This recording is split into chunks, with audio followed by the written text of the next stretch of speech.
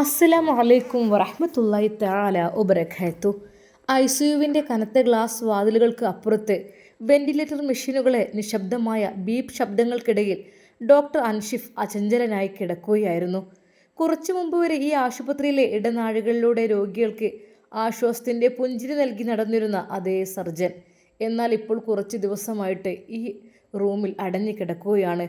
ഷിഫ പതിവ് പോലെ കയ്യിലുള്ള തുച്ഛമായ തുക അത് അവിടെ കാവൽ നിൽക്കുന്ന നഴ്സിന് കയ്യിലേക്ക് വെച്ചു കൊടുത്താണ് അകത്തേക്ക് കയറിയത്. എന്നാൽ അൻഷിഫിൻ്റെ കിടപ്പ് കണ്ടപ്പോൾ അവരുടെ നെഞ്ചു പിടഞ്ഞു. അപ്പോഴാണ് തണുത്ത സ്റ്റീൽ മേശപ്പുറത്തിരുന്ന ചെറിയ വയൽ അവൾ ശ്രദ്ധിക്കുന്നത്. അതിലെ ലേബൽ വായിച്ചതും അവളുടെ ഉള്ളിൽ ഒരു ഇടിമിന്നൽ പാഞ്ഞു. റബ്ബേ, എന്താ റബ്ബേ ഇത്? പഠിച്ചോനെ, അല്ലാ, ഇദ്ദേഹത്തിന് ഈ മരുന്നാണോ ഇദ്ദേഹത്തിന് കുത്തിവെച്ചിരിക്കുന്നത്? മാനസിക നില തെറ്റിയ അക്രമാസക്തരായ രോഗികളെ പോലും തളർത്താൻ ഉപയോഗിക്കുന്ന അതിശക്തമായ സെഡേറ്റീവ്. അമിത അളവിൽ ഉള്ളിൽ ചെന്നാൽ തലച്ചോറിൻ്റെ പ്രവർത്തനത്തെ നിശ്ചലമാക്കാൻ കെൽപ്പുള്ള ആ വിഷമരുന്ന്. ഷിഫ ഒട്ടും സമയം പാഴാക്കിയില്ല. തൻ്റെ ഫോണെടുത്ത് ആ മരുന്നുകുപ്പിയുടെയും അതിൻ്റെ ബാച്ച് നമ്പറിൻ്റെയും വ്യക്തമായ ഫോട്ടോകൾ എടുത്തു.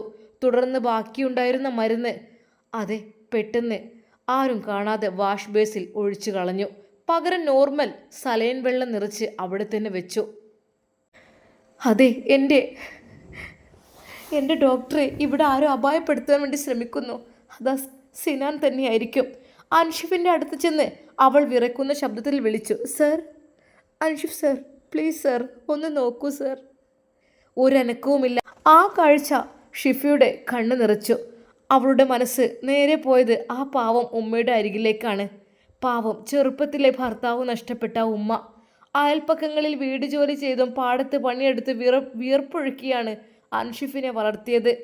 മകനെ ഒരു ഡോക്ടറാക്കണമെന്ന ഒരു ആഗ്രഹം മാത്രമായിരുന്നു ആ ഉമ്മക്കുണ്ടായത്. ആ കഷ്ടപ്പാട് തിരിച്ചറിഞ്ഞ അൻഷിഫ് രാപ്പകലില്ലാതെ പഠിച്ച് എൻട്രൻസ് പരീക്ഷയിൽ മികച്ച റാങ്ക് നേടി നാട്ടിലെല്ലാവർക്കും പ്രിയങ്കരനായ അതിബുദ്ധിമാനായ ഒരു ന്യൂറോ സർജനായി അവൻ വളർന്നു. തൻ്റെ ജീവിതത്തിലെ മുഴുവൻ സന്തോഷവും മാറ്റിവെച്ച് മകനെ വളർത്തിയ ആ ഉമ്മയുടെ മുന്നിലേക്ക് അൻഷിഫിൻ്റെ ഈ ജീവനറ്റ ശരീരമെത്തിയാൽ ആ ഉമ്മ അത് എങ്ങനെ താങ്ങും? ശരിക്കും ഷിഫ കരഞ്ഞുപോയി. അൻഷിഫ് വെറുമൊരു അപകടത്തിൽ പെട്ടതല്ലെന്ന് ഷിഫയ്ക്കുറപ്പായി. ഹോസ്പിറ്റലിൽ ഏതോ ഒമ്പന്മാരുടെ അനധികൃത ഇടപാടുകളോ അല്ലെങ്കിൽ മെഡിക്കൽ മാഫിയയുടെ രഹസ്യങ്ങളോ അൻഷിഫ് കണ്ടുപിടിച്ചിരിക്കണം. അതുകൊണ്ടായിരിക്കാം അദ്ദേഹത്തെ ഇല്ലാതാക്കാനും പദ്ധതിയിട്ടത്. അല്ലെങ്കിൽ പിന്നെ സിനാൻ്റെ മറ്റു പല കാര്യങ്ങൾ. അതെ, അൻഷിഫിൻ്റെ എന്തെങ്കിലും തട്ടിയെടുക്കണം എന്നുള്ള മോഹം.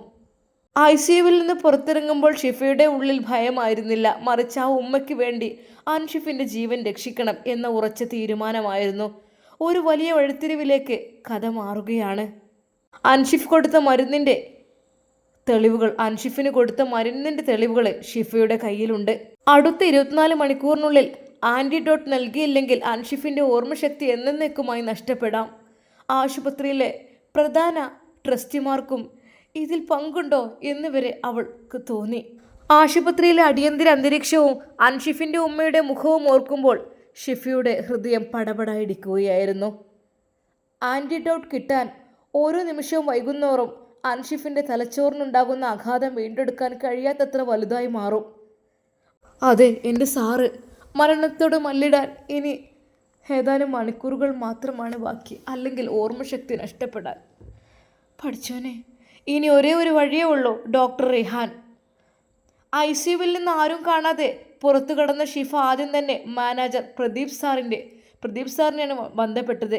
ഹോസ്പിറ്റൽ മാഫിയയുടെ കണ്ണുവെട്ടിച്ച് അൻഷിഫിനെ രക്ഷിക്കാൻ റിഹാനെ കൊണ്ട് സാധിക്കൂ എന്ന് പ്രദീപ് സാറ് രഹസ്യമായി അവളോട് പറഞ്ഞിരുന്നു. അത്രയും പ്രഗത്ഭനും എന്നാൽ സങ്കീർണമായ കേസ് പഠനങ്ങളിൽ മിടുക്കനുമായിരുന്ന യുവ ഡോക്ടറാണ് റിഹാൻ. ഷിഫയെപ്പോലെ തന്നെ ജൂനിയർ ആണെങ്കിലും റിഹാൻ്റെ അറിവും തീരുമാനങ്ങളും എടുക്കാനുള്ള കഴിവുമാണ് ഈ ഘട്ടത്തിൽ പ്രതീക്ഷ നൽകുന്നത്. പ്രദീപ് സാർ അയച്ചു കൊടുത്ത രഹസ്യ ലൊക്കേഷൻ ലക്ഷ്യമാക്കി ഷിഫ തൻ്റെ സ്കൂട്ടർ പരമാവധി വേഗത്തിൽ ഓടിച്ചു. രാത്രിയിലെ വിജനമായ പാതകളിൽ തണുത്ത അടിച്ചു കയറുമ്പോഴും അവൾ പ്രാർത്ഥനയിലായിരുന്നു. നഗരത്തിൻ്റെ ഒരു മൂലയിലുള്ള ആ വലിയ അപ്പാർട്ട്മെൻറ്റ് സമുച്ചയത്തിന് മുന്നിൽ ഷിഫ വണ്ടി നിർത്തി. ലിഫ്റ്റ് ലക്ഷ്യമാക്കി അവൾ ഓടി. ഹൃദയമിടിപ്പ് നിയന്ത്രിക്കാൻ അവൾക്കാകുന്നില്ല. റബ്ബേ, റിഹാൻ സാർ അവിടെ തന്നെ ഉണ്ടാകണേ. എന്നെ സഹായിക്കാൻ മനസ്സ് കാണിക്കണേ. എക്സലേറ്ററും ലിഫ്റ്റും കയറി മുകളിലെത്തിയ നിലയിലെത്തിയപ്പോൾ അന്തരീക്ഷം ഒന്നുകൂടെ ശാന്തമായിരുന്നു. ആ നിലയിലെ ഒരു വാതിലിന് മുന്നിൽ തിളങ്ങുന്ന നെയിം പ്ലേറ്റ് അവൾ കണ്ടു.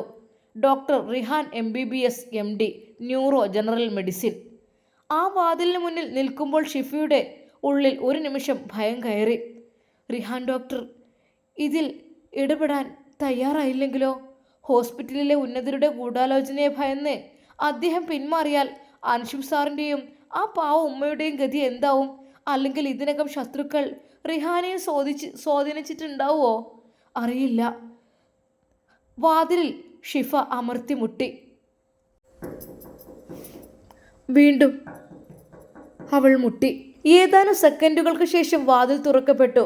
ടീഷർട്ടും ട്രാക്ക് പൈജാമയും ധരിച്ച് കയ്യിലൊരു പുസ്തകവുമായിരിക്കുന്ന ഡോക്ടറാണ്. ഡോക്ടർ റിഹാൻ. കിതച്ചു നിൽക്കുന്ന കണ്ണുകളിൽ ഭയവും പ്രതീക്ഷയും കലർന്ന ഷിഫയെ കണ്ട് റിഹാൻ അത്ഭുതപ്പെട്ടു. ഷിഫ, നീ ഈ സമയത്തെന്താ ഇവിടെ? എന്തു പറ്റി? സാറിൻ്റെ ഡ്യൂട്ടി കഴിഞ്ഞു വന്നതായിരിക്കുമല്ലേ? അതെ, എൻ്റെ ഡ്യൂട്ടിയെല്ലാം കഴിഞ്ഞതാ. ഈ ടൈം ആകുമ്പോഴേക്ക് എൻ്റെ കേസുകളൊക്കെ അവസാനിക്കും. എന്തു പറ്റി? പ്രദീപ് സാർ വിളിച്ചിരുന്നു, പക്ഷേ ഇത്രയും ഗൗരവമുള്ളതെന്ന് ഷിഫയ്ക്ക് വാക്കുകൾ കിട്ടുന്നുണ്ടായിരുന്നില്ല. അവൾ വിറക്കുന്ന കൈകളോടെ തൻ്റെ ഫോൺ പുറത്തെടുത്തു. ICUവിൽ വെച്ചെടുത്ത ആ മരുന്ന് കുപ്പിയുടെ വ്യക്തമായ ചിത്രം അവൾ റിഹാന് കാണിച്ചു കൊടുത്തു. സർ, അൻഷിഫ് സർ ICUവിൽ കിടക്കുന്നത് അപകട നിലയിലായതുകൊണ്ടല്ല, അദ്ദേഹത്തിന് അമിത അളവിൽ ഈ വിഷമരുന്ന് നൽകുകയാണ്. ഇത് കൊടുത്താൽ ആൾ ബോധമില്ലാതെ കിടക്കും, തലച്ചോർ നിശ്ചലമാകും. സാറിനെ അവർ ഇല്ലാതാക്കാൻ നോക്കുകയാണ്. ചിത്രത്തിലേക്ക് നോക്കിയ റിഹാന്റെ മുഖത്തെ ഭാവം നിമിഷങ്ങൾക്കുള്ളിൽ മാറി. അവൻ ഷിഫയുടെ മുഖത്തേക്കും ഫോണിലേക്കും മാറി മാറി നോക്കി. ഇത് ഹൈഡോസ് സെഡേറ്റീവ് ആണല്ലോ. ഇത്രയും വലിയ അളവിൽ ഒരു ഡോക്ടർക്ക് നൽകിയാൽ, അല്ല വേണ്ട, ഒരു മനുഷ്യർക്ക് നൽകിയാൽ. റിഹാൻ ആകെ തരിച്ചു പോയി. സാർ എന്നെ കൈവിടരുത് പ്ലീസ്. അതെ, ഷിഫയും റിഹാനും മാത്രമായിരുന്നു ആ ഫ്ലാറ്റിൽ അപ്പോഴുണ്ടായിരുന്നത്. നേരം ഇരുട്ടാണ്, വളരെയധികം ലേറ്റായിട്ടുണ്ട്. ശരിക്കും ഷിഫയുടെ കണ്ണുനീർ കണ്ട റിഹാൻ്റെ മനസ്സിലേക്ക് എന്തോ ഒന്ന് കടന്നുകൂടി. Sir please. അവളുടെ കണ്ണുനീർ തുള്ളികൾ കവളിലൂടെ ഒഴുകിയിറങ്ങി. സാർ, അൻഷിഫ് സാറിൻ്റെ ഉമ്മയെക്കുറിച്ച് സാറിനറിയാമല്ലോ. ചെറുപ്പത്തിലെ പിതാവ് മരിച്ച മകനെ അയൽവീടുകളിൽ പണിയെടുത്ത് ഉമ്മ പഠിപ്പിച്ചതാണ്. ആ ഉമ്മയുടെ ഏക പ്രതീക്ഷയാണ് അൻഷിഫ് സാർ. സാറിന് മാത്രമേ അദ്ദേഹത്തെ അനുയോജ്യമായ ആൻറ്റിഡോട്ട് നൽകി ആ ജീവൻ തിരിച്ചെടുക്കാൻ സാധിക്കൂ. പ്ലീസ് സർ, സഹായിക്കണം. ഒരു നിമിഷം കരയുന്ന ഷിഫയെ ആ ഡോക്ടർ ഒന്ന് നോക്കി. അതെ, ഷിഫയുടെ വാക്കുകളിലെ സത്യസന്ധതയും അൻഷിഫിൻ്റെ ജീവന് വേണ്ടിയുള്ള ആകുലതയും റിഹാൻ്റെ ഉള്ളിലെ ഡോക്ടറെയും മനുഷ്യനെയും ഉണർത്തി. റിഹാൻ ഒട്ടും സമയം പാഴാക്കിയില്ല. ഷിഫ, കരയാതിരിക്കൂ, ഞാൻ എന്തെങ്കിലുമൊക്കെ ചെയ്യണം. അതെ ഡോക്ടർ. ഷിഫ ഡോക്ടർ റിഹാന് മുമ്പിൽ വിതുമ്പി കരഞ്ഞപ്പോൾ റിഹാൻ്റെ മനസ്സലിയുകയായിരുന്നു. റിഹാൻ ഒട്ടും സമയം പാഴാക്കാതെ തൻ്റെ മെഡിക്കൽ കിറ്റ് എടുക്കാൻ മുറിയിലേക്ക് ഓടി. ധൈര്യമായിരിക്കും ഷിഫ പെണ്ണേ, നീ ഇങ്ങനെ ആയാലോ? നമ്മൾ അൻഷിഫിനെ എങ്ങനെ രക്ഷിക്കും? അതെ, റിഹാൻ്റെ വാക്കുകളിൽ വല്ലാത്തൊരു ഗൗരവം കലർന്ന ഭാഷ, എന്നാൽ അതിലേറെ സുഖമുള്ള ഒരു ഭാഷയായി മാറിയിരുന്നു. അതെ, പാതിരാത്രിയിൽ ഒരു പെണ്ണിനെ കാണുമ്പോഴുള്ള ഒരു യുവാവിൻ്റെ അങ്ങനെയുള്ള ഒരു സംസാരത്തിലെ ഭാഷ. എങ്കിലും അദ്ദേഹം ഒന്നും കൈവിട്ടില്ല. അതെ, ഉള്ള ശക്തിയിൽ തന്നെ. ധൈര്യമായിരിക്കും ഷിഫ, നമ്മൾ അൻഷിഫ് സാറിനെ രക്ഷിക്കും. ഈ തെളിവുകൾ വെച്ച് ആൻറ്റിഡോട്ട് തയ്യാറാക്കാം. പക്ഷേ ആശുപത്രിയിലെ സുരക്ഷാ ജീവനക്കാരെയും ആ മാഫിയയെയും കണ്ണുവെട്ടിച്ച് ഇതെങ്ങനെ അൻഷിഫിൻ്റെ ശരീരത്തിൽ തന്നെ എത്തിക്കുമെന്നതാണ് അടുത്ത ഘട്ടം. റിഹാൻ്റെ ആ വാക്കുകൾ ഷിഫയ്ക്ക് പുതിയൊരു പ്രതീക്ഷ നൽകി. ഒരു വശത്ത് അൻഷിഫിൻ്റെ ജീവൻ, മറുവശത്ത് ഹോസ്പിറ്റലിലെ കറുത്ത ശക്തികൾ. ഷിഫയും റിഹാനും ചേർന്ന് ആ ജീവൻ രക്ഷിക്കുവാനുള്ള വലിയൊരു ദൗത്യത്തിലേക്ക് കടക്കുകയാണ്.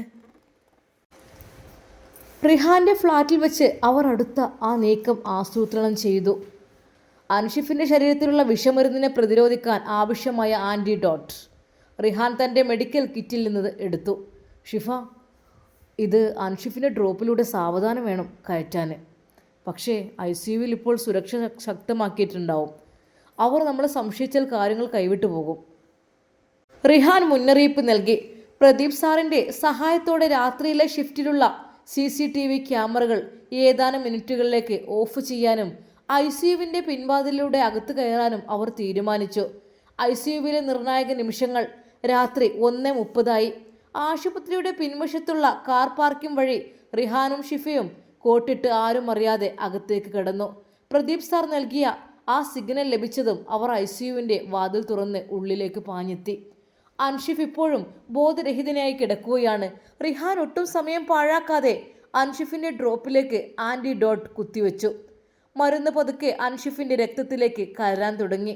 പെട്ടെന്നാണ് പുറത്തു നിന്നും കാൽപെരുമാറ്റം കേട്ടത്. അൻഷിഫിനെ ആ മാരകമായ മരുന്ന് കുത്തിവെച്ച് ഇല്ലാതാക്കാൻ നോക്കിയ അതേ ദുഷ്ടനായ ഡോക്ടർ സിനാനും അതെ സെക്യൂരിറ്റിയും അങ്ങോട്ട് കടന്നു വന്നു. ഷിഫ, മരുന്ന് പ്രവർത്തിച്ചു തുടങ്ങാൻ 10 മിനിറ്റെങ്കിലും വേണം. അതിനു മുമ്പിൽ ഇവർ കണ്ടാൽ എല്ലാം തീരും, റിഹാൻ വിറക്കുന്ന ശബ്ദത്തിൽ പറഞ്ഞു. ഷിഫ പെട്ടെന്ന് അൻഷിഫിൻ്റെ ലോഗ് ബുക്കും എടുത്ത് ഒരു മൂലയിലേക്ക് മാറി നിന്നു. റിഹാൻ ഒരു എമർജൻസി ചെക്കപ്പ് നടത്തുന്ന ഭാവത്തിൽ അൻഷിഫിൻ്റെ അടുത്തും നിലയുറപ്പിച്ചു. വാതിൽ തുറന്ന് അകത്ത് കയറിയ ഡോക്ടർ സിനാൻ റിഹാനെ കണ്ട് ഞെട്ടി. റിഹാൻ ഈ സമയത്ത് ഇവിടെ എന്തെടുക്കുകയാ? പെട്ടെന്ന് റിഹാനെ കൊണ്ട് ഷോക്കിൽ. അതാ, അദ്ദേഹം പറഞ്ഞു. ആരും ഇങ്ങോട്ട് കയറരുതെന്ന് ഞാൻ കർശനമായി പറഞ്ഞിരുന്നതല്ലേ? സിനാൻ കോപത്തോടെ ചോദിച്ചു. സർ, ഡോക്ടർ അൻഷിഫിൻ്റെ ഹൃദയമിടിപ്പിൽ വ്യതിയാനം കണ്ടതുകൊണ്ട് വിളി വന്നതാണ്. ഞാൻ ഒരു ഡ്യൂട്ടി ഡോക്ടറാണ്. രോഗിയെ നോക്കേണ്ടത് എൻ്റെ ചുമതലയാണ്, റിഹാൻ ധൈര്യത്തോടെ മറുപടി നൽകി. സിനാൻ സംശയത്തോടെ അൻഷിഫിൻ്റെ മോണിറ്ററിലേക്ക് നോക്കി. പെട്ടെന്ന് മോണിറ്ററിലെ വരകൾ വേഗത്തിൽ ചലിക്കാൻ തുടങ്ങി. അൻഷിഫിൻ്റെ വിരലുകൾ അനങ്ങി. ആൻറ്റിഡോട്ട് പ്രവർത്തിച്ചു തുടങ്ങിയിരിക്കുന്നു. അൻഷിഫ് പതുക്കെ കണ്ണുകൾ തുറന്നു. മുന്നിൽ നിൽക്കുന്ന ഡോക്ടേഴ്സിനെ കണ്ട് അൻഷിഫ് ഒരു നിമിഷം ഞെട്ടി. എന്നാൽ നേരെ മുമ്പിൽ നിൽക്കുന്നത് സിനാനായിരുന്നു. എന്നാൽ സിനാന് തൻ്റെ പ്രതീക്ഷകളെല്ലാം തകർന്നടിഞ്ഞ രീതിയിലായിരുന്നു. അതെ, ഒരുപാട് ക്യാഷ് കൊടുത്ത് വാങ്ങിയ ആ മരുന്ന്, അതെല്ലാം അവർ നിർവീര്യമാക്കിയിരിക്കുന്നു എന്നുള്ള യഥാർത്ഥ സത്യം അവന് മനസ്സിലായി. അവന് ദേഷ്യം കൊണ്ട് പുലമ്പി. എൻ്റെ സമ്മതമില്ല ഇതിനകത്ത് കയറാൻ ആരാ നിങ്ങൾക്ക് അനുവാദം നൽകിയത്? സർ, ഞാൻ ഡോക്ടറാണ്. ഒരു രോഗിയെ രക്ഷിക്കുക എന്നുള്ളതാണ് എൻ്റെ ഉത്തരവാദിത്തം. ഞാനത് ചെയ്തു എന്നും പറഞ്ഞുകൊണ്ട് റിഹാൻ അവിടെ നിന്നും ഇറങ്ങിപ്പോയി. എന്നാൽ ഷിഫ അവിടെ മറഞ്ഞിരിക്കുന്നത് സിനാൻ കണ്ടില്ലായിരുന്നു. എന്നാൽ റിഹാൻ പോയതിന് പിന്നാലെ സിനാൻ്റെ കണ്ണ് വെട്ടിച്ച് ഷിഫയും പുറത്തേക്കിറങ്ങി. റിഹാൻ പോകുന്ന വഴിയിലേക്ക് സർ എന്ന് പറഞ്ഞ് അവൾ ഓടി. എന്തായാലും പ്രവർത്തിച്ചു തുടങ്ങി, ഇനി പ്രശ്നമല്ല. പിന്നെ അത് അതേ ഡോസേജിൽ നിൽക്കുകയാണെങ്കിൽ തീർച്ചയായും നല്ല തലച്ചോറിനൊക്കെ നല്ല ബാധിച്ച് പ്രശ്നമായി തീരുമായിരുന്നു. എന്താണ് അവനക്ക്? എനിക്ക് സത്യം പറഞ്ഞാലേ എനിക്കതിൽ ഇടപെടാൻ താല്പര്യമില്ലായിട്ടല്ല, പക്ഷേ എനിക്ക് അവിടെയല്ലേ ഡ്യൂട്ടി, അതുകൊണ്ടാണ്. അവിടെയാണെങ്കിൽ തീർച്ചയായും ഞാൻ. സാർ, റിഹാൻ, എനിക്കൊരു അപേക്ഷയുണ്ട്. എന്തപേക്ഷ? ആ ഹോസ്പിറ്റലിലേക്ക് മാറിക്കൂടെ ഡ്യൂട്ടി? പെണ്ണെ, നീ എന്തേ പറയുന്നത്? സമയത്ത് ഒരുപാട് ലേറ്റായി. നീ ഫ്ലാറ്റിലേക്ക് പോരുന്നോ അതോ നിൻ്റെ ഫ്ലാറ്റിലേക്ക് പോകണോ? ഈ ഒരു സമയത്ത് നിനക്ക് വരും, നിന്നെ ഞാൻ ആക്കിത്തരാം. അങ്ങനെ അതാ റിഹാൻ്റെ കാറിൽ ഷിഫ കയറുന്നു. വളരെയധികം സൂക്ഷ്മതയോട് കൂടി റിഹാൻ അവളോട് സംസാരിക്കുന്നു. ഷിഫ, നിൻ്റെ ഫ്ലാറ്റ്? അത് സർ, അവിടെയാണ്.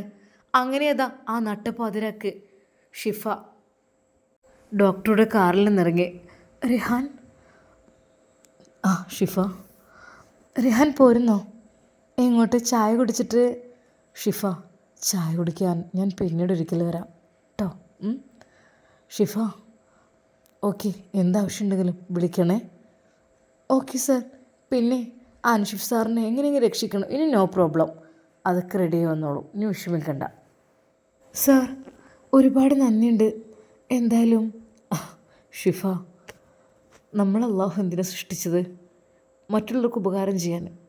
അതെ, പിന്നെ ഷിഫ, നീ പോയിക്കോ. ശരി, ബായ്, പിന്നെ കാണാം. എന്തുണ്ടെങ്കിലും വിളിക്കാനട്ടെ പെണ്ണേ. അതെ, റിഹാൻ്റെ ആ ഒരു വാക്കുകൾ ഷിഫയുടെ മനസ്സിൽ വല്ലാതെ അങ്ങ് തട്ടി. എന്നാൽ ഷിഫയുടെ ആ ഒരാളെ രക്ഷിക്കണമെന്നുള്ള ആ ഒരു സ്വഭാവവും അവളുടെ മനോഭാവവും കണ്ടപ്പോൾ ഡോക്ടർ റിഹാൻ്റെ മനസ്സിൻ്റെ ഉള്ളിലും വല്ലാത്തൊരു സന്തോഷം അരങ്ങേറി. എന്നാൽ ഷിഫ തീരുമാനിക്കുന്നു, നാളെ രാവിലെ തന്നെ പെട്ടെന്ന് ആ ഉമ്മയുടെ അരികിലേക്ക് പോകണം. അതെ, ഉമ്മയെ ഒന്ന് കാണണം. പാവമാണ്, ആ ഉമ്മ അത്രയും കഷ്ടപ്പെട്ടിട്ടാണ് ഈ മകനെ പഠിപ്പിച്ച് വളർത്തി വലുതാക്കി ഡോക്ടറാക്കിയത്. റബ്ബേ അല്ല, നാളെ തന്നെ പോകണം. അങ്ങനെ ആ ഫ്ലാറ്റിൽ അവൾ ഉറക്കത്തിലേക്ക് വഴുതി വീഴുന്നു. തൻ്റെ മുമ്പിലേക്ക് പെട്ടെന്ന് കടന്നു വരുന്നു റിഹാൻ. ഡോക്ടർ റിഹാൻ പുഞ്ചിരിച്ചുകൊണ്ട് തൻ്റെ മുമ്പിലേക്ക് വരുന്നത് ഒരു നിമിഷം അവളുടെ മനസ്സിലേക്ക് വരുന്നത് പോലെ തോന്നി. റിഹാൻ, ഇങ്ങോട്ട് വരൂ. അതെ, റിഹാനെ സ്നേഹത്തോടെ സ്വീകരിക്കുന്നത് കണ്ടപ്പോൾ ഷിഫ ശരിക്കും ഞെട്ടുകയായിരുന്നു. അതെ, ആ രാത്രിയിൽ റിഹാൻ്റെ മനസ്സിലും ഷിഫയുടെ മുഖമായിരുന്നു. ഇൻഷാ അല്ലാ റിഹാനും ഷിഫയും കൂടി നമ്മുടെ അൻഷിഫ് സാറിനെ രക്ഷിക്കുമോ? നമുക്ക് കാത്തിരുന്ന് കാണാം. അതുവരേക്കും എല്ലാവർക്കും അസ്സലാമു അലൈക്കും വറഹ്മത്തുള്ളാഹി തആല വബറകാതുഹു.